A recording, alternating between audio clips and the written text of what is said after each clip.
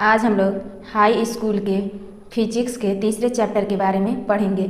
तो हमारा तीसरा अध्याय है लेंस, यानी हम लोग लेंस के बारे में पढ़ेंगे। तो सबसे पहले हम लोग ये जान लेते हैं कि लेंस कहते किसे हैं, यानी लेंस होता क्या है।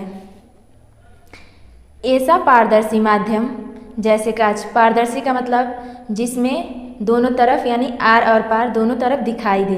तो ऐसा पारदर्शी माध्यम जो दो गोली पृष्ठों या एक समतल पृष्ठ से घिरा होता है, दो गोली पृष्ठ या एक समतल पृष्ठ से घिरा होता है, लेंस कहलाता है। लेंस निम्नलिखित दो प्रकार के होते हैं। अब लेंस दो प्रकार के होते हैं। पहला है उत्तल लेंस, कॉन्वेक्स लेंस, यानी उत्तल लेंस बीच में मोटे तथा किनारों पे पतले होते हैं। जो हमारे उत्तल लेंस होते हैं वो बीच में मोटे होते हैं और किनारे पे पतले होते हैं। उत्तल लेंस तीन प्रकार के होते हैं। अब उत्तल लेंस भी तीन प्रकार के होते हैं। वो तीनों प्रकार कौन है, देखिए।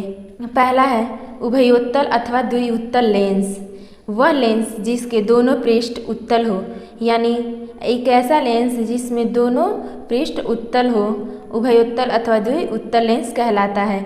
जैसे कि इसमें नाम में ही बता रहे द्विउत्तल लेंस, द्विउत्तल मतलब जिसमें दो उत्तल लेंस लगे हों। अगला है अवतलोत्तल लेंस, वह लेंस जिसका एक पृष्ठ अवतल तथा एक पृष्ठ उत्तल हो, अवतलोत्तल लेंस कहलाता है। तीसरा है समतल उत्तल लेंस, वह लेंस जिसका एक पृष्ठ समतल तथा एक पृष्ठ उत्तल हो, समतल उत्तल लेंस कहलाता है।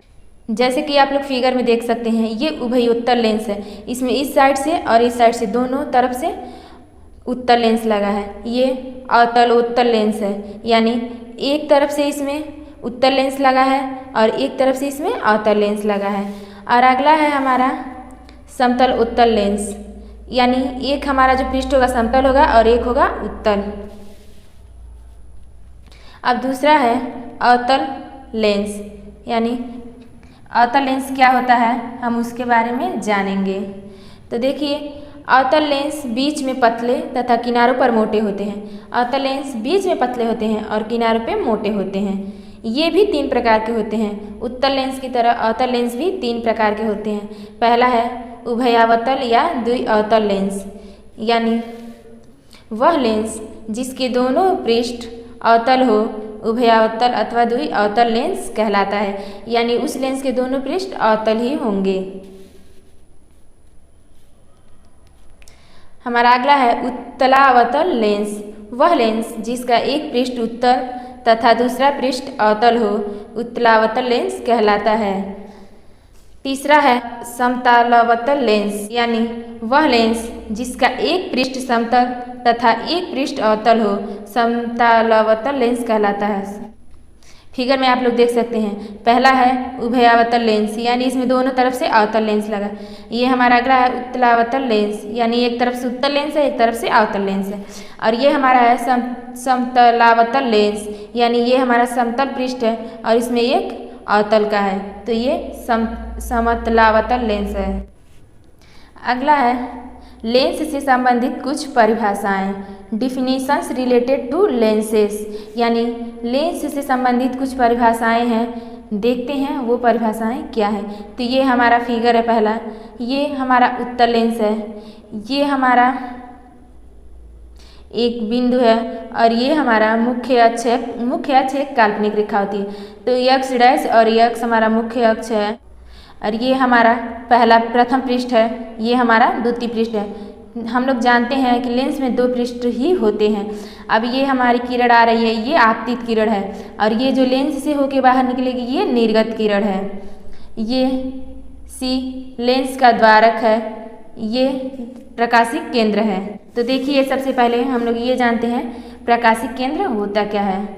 ऑप्टिकल सेंटर, लेंस के मुख्य अक्ष पर स्थित वह बिंदु जिससे होकर जाने वाली प्रकाश किरण अपवर्तन के पश्चात बिना विचलित हुए सीधी निकल जाती हैं, प्रकाश का प्रकाशिक केंद्र कहलाता है।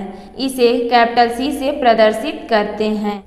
अगला है वक्रता केंद्र, सेंटर ऑफ कर्वेचर, उत्तल व अवतल लेंस के गोलीय पृष्ठ जिस गोले के भाग होते हैं उस गोले का केंद्र लेंस का वक्रता केंद्र कहलाता है। अगला है वक्रता त्रिज्या, रेडियस ऑफ कर्वेचर। लेंस जिस गोले का भाग होता है उस गोले की त्रिज्या को लेंस की वक्रता त्रिज्या कहते हैं। अगला है मुख्य अक्ष, यानी लेंस के दोनों गोलीय पृष्ठों के वक्रता केंद्रों से गुजरने वाली एक काल्पनिक सीधी रेखा को लेंस का मुख्य अक्ष कहते हैं। काल्पनिक मतलब जिसे हम लोग कल्पना करके बनाते हैं। अगला है द्वारक, लेंस के अर्धवृत्ताकार सिरों के व्यास को लेंस का द्वारक कहते हैं। हमारा अगला हेडिंग है मुख्य फोकस अथवा फोकस। लेंस के दो फोकस होते हैं, प्रथम फोकस को F1 तथा द्वितीय फोकस को F2 कहते हैं। गोलीय लेंसों के लिए चिन्ह परिपाटी।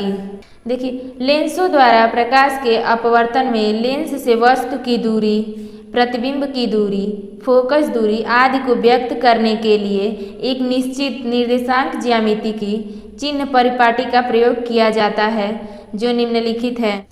चिन्ह परिपाटी में पहला क्या है, देखिए, लेंस पे प्रकाश किरणें सदैव बाईं ओर से आपतित होती हैं, यानी चिन्ह परिपाटी के अनुसार लेंस पे किरण हमेशा बाईं ओर से गिरती है या आती है।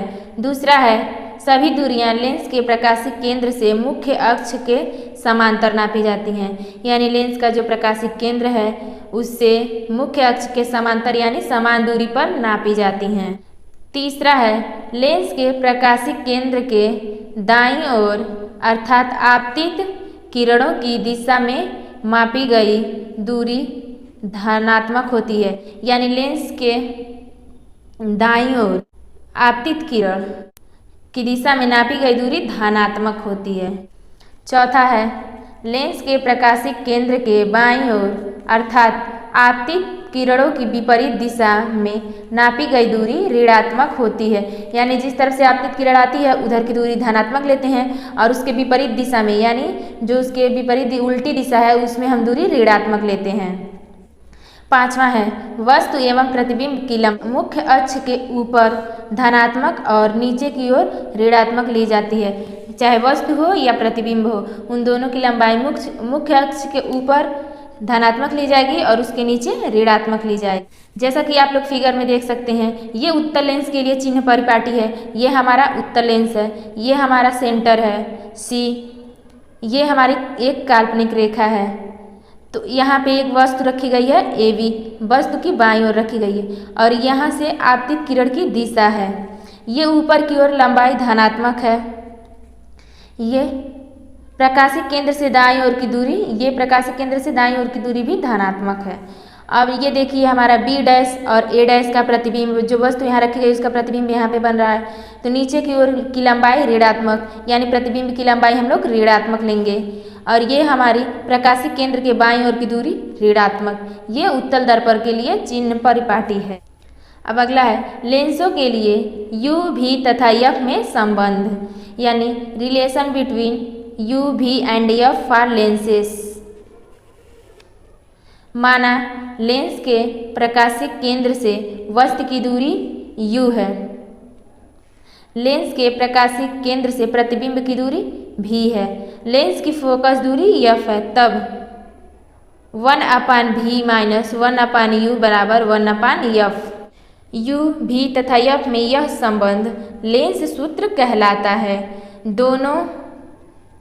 दोनों प्रकार के लेंसों के लिए लेंस सूत्र एक ही होता है, यानी जो हमारा उत्तल लेंस है उसके लिए भी और जो हमारा अवतल लेंस है उसके लिए भी हमारा एक ही सूत्र होता है।